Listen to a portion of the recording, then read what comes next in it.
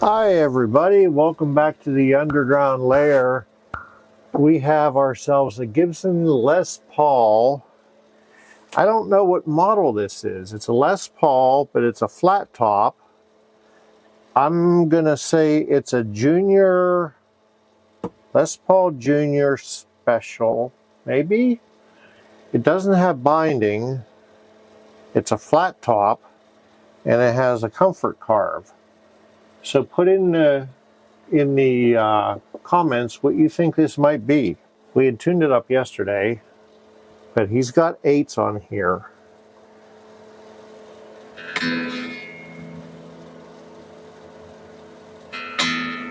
And he says it's hard to, it doesn't want to stay in tune. And I noticed that yesterday I had it where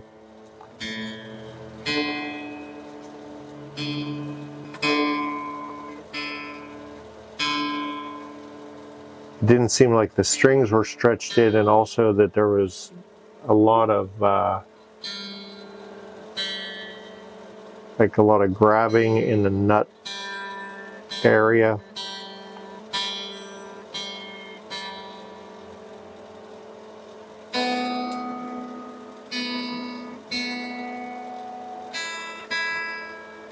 I didn't want to work on it right away. I wanted to acclimate to my house a little bit, just to see where it was so we could see where to go. First thing I want to do is check the relief to see where we're at there. One thing that stuck right out to me is the strings are, at least the E and the A are on the bridge. But you could see this E saddle, maybe you can't, I don't know. It's over top of the bridge, but you see the saddle is all the way forward. I don't know what's going on here, but let's get our 12 thou and our 10. Let's just see what our relief looks like. Hold at the body joint. Gibson calls for it.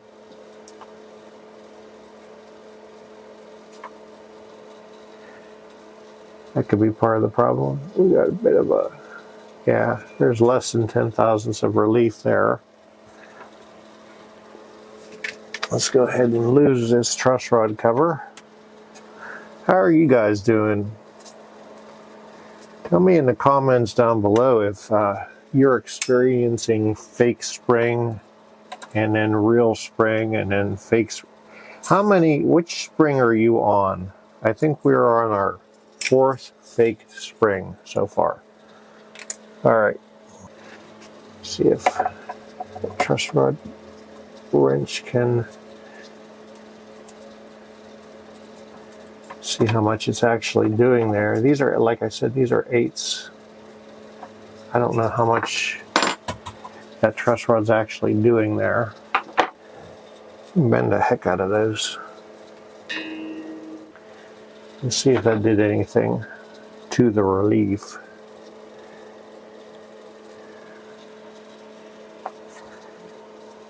Let's go to our 10 and see if that did anything. Oh yeah, that helped. We got about 10 there. And let's check our string height. You want 5/64ths, we're at 4/64ths. And you want about 3/64ths, and we're about 5/64ths. So we could drop down the treble side and we can raise the bass side. So let's do that. First thing I want to do is we're going to move this A string to get a little bit more of a wrap to it.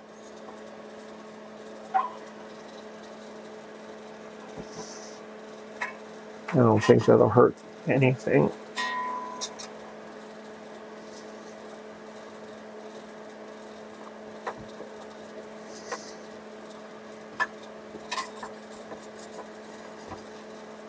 And if it does break the string, because these are 8s, I'd have to look at there is another package.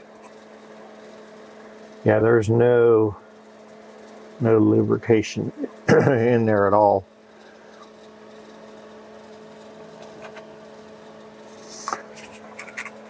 Let's introduce some Tune It into that nut slot. We're going to do all the nut slots anyhow. Let's check string height. We've got, or pickup height. We want 3/32 and 1/16. So that one, yeah. That's got to go down. Will that work? Sure will. Okay.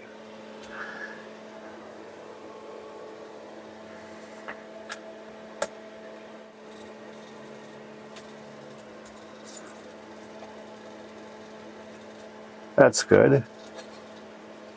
That's good. And then we want 1/16, and that's good. And that can come up. We need a Phillips head for that one.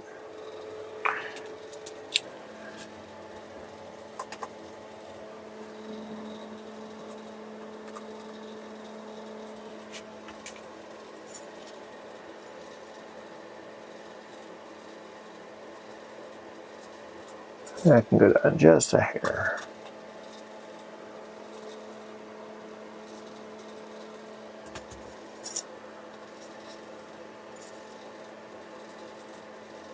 Perfect. Okay. The reason we do relief, string height, pickup height, all before we do intonation is because the string height has to do with the pickup height. Pickup height can affect intonation. Okay, as you can see, this saddle is way that way.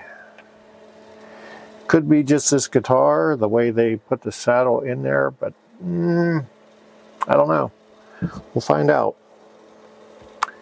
We will need a flathead screwdriver with the extension.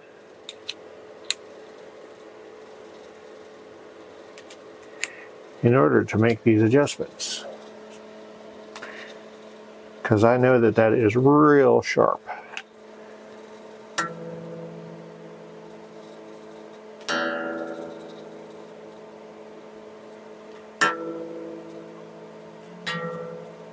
Yeah, that's pretty sharp. So I am going to take a lot of tension off of that string, and we're going to bring this saddle pretty far back.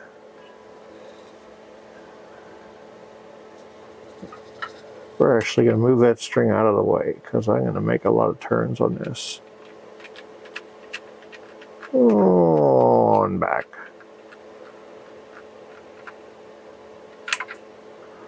Let's see what that looks like.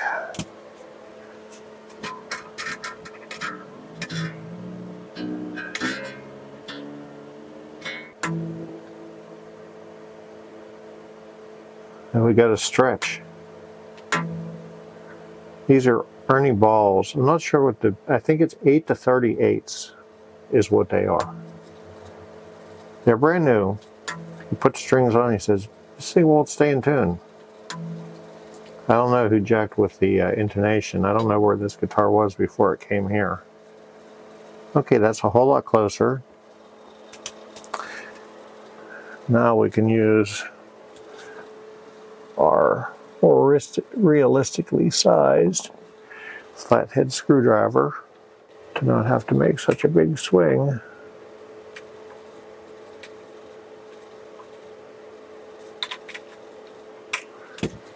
That should do it, I think.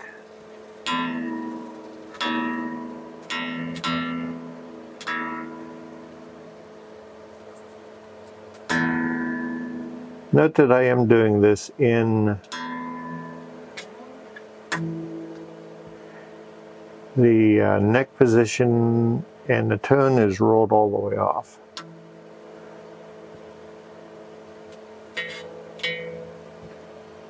Okay, our intonation is there for the E. I'm going to do that 5 more times and we'll be back. All right, boys and girls, I could not live with myself with this going out of here looking like this, with this kind of dirty, grungy fingerboard. So I took the chance. After doing all the intonation and all that work, I'm like looking at it and saying, this ain't leaving my shop looking like this. I can't do it. Not on my watch. It won't take me but a few minutes to clean this up.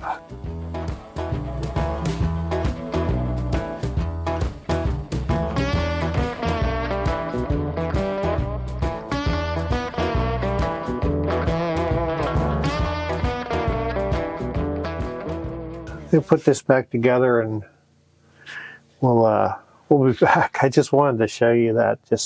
I couldn't stand not doing that. All right, boys and girls, we're back here in the underground lair. We're just finishing up with this Les Paul. And I was going through and checking the electronics and found that the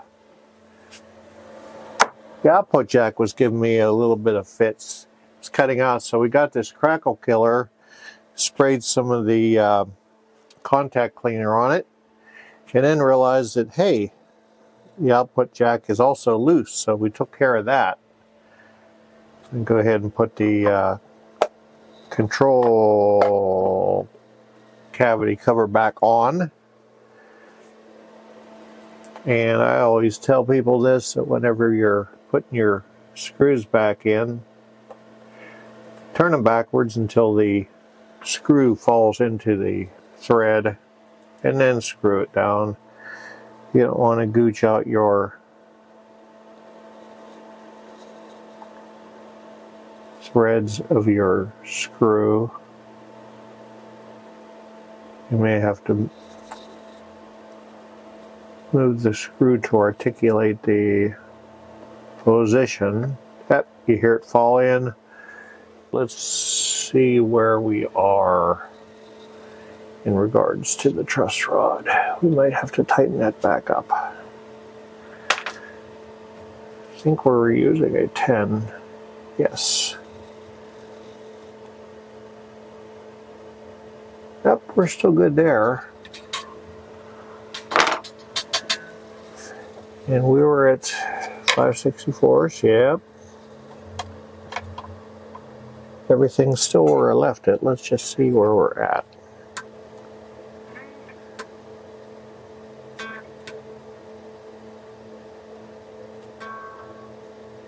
That's good.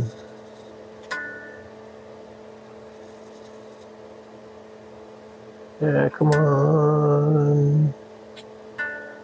That's good.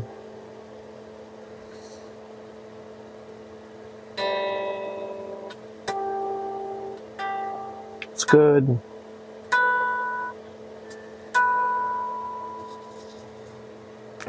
Remember, these are 8s.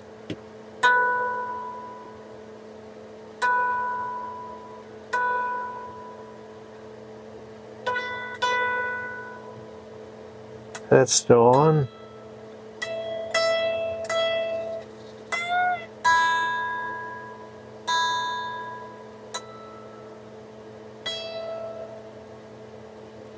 Okay, intonation's still on. Let's plug it in and see what it sounds like with a noisemaker. Now, I plugged it in a little earlier when I was checking the electronics, and I noticed that all the electronics are fine, but I was noticing that I was pulling it sharp here, and then I realized that I am playing with 8s, so I'm just generally heavy-handed. Oh, I also noticed that when I was checking intonation, my thumb kept on hitting this 9th fret, and it was a little sharp, so we took care of that too.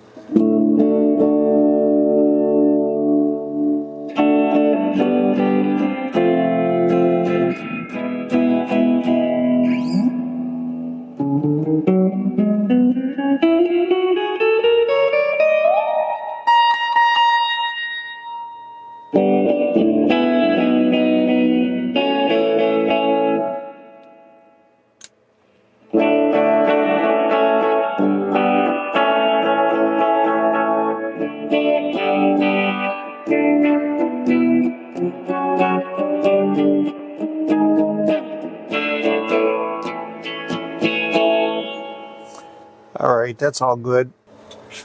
110. Sorry.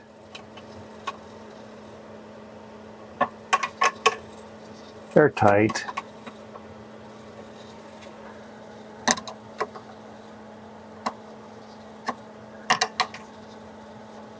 Yeah. Yep, they're tight. Alright, so the only thing I really have to do is clean. Let's see here. When Buddy first brought this over, he went to unzip the bag, and this it was either this string or this string got caught in the zipper. I don't know if he likes his strings long and dangly, but they're not leaving here long and dangly, because I'm not going to be responsible for the string getting caught in the zipper again. Anyhow, if you're in the Pittsburgh area and you would like your guitar brought up to par, send us an instant message on the Facebooks, and or you can go on stringmanguitars.com. All the information's there to get a hold of me, and it's starting to pick up. We're getting more business in here because it's springtime and everything's going wonky. If you like what you see, please hit the like button, hit the subscribe button, and hit the little bell. I certainly would love you for a long time. I threw myself off there. Take care of the old folks because they're special. Love your neighbor like you love yourself. And most of all, you have a good rest of your weekend. If you celebrate Easter, enjoy your weekend. Peace.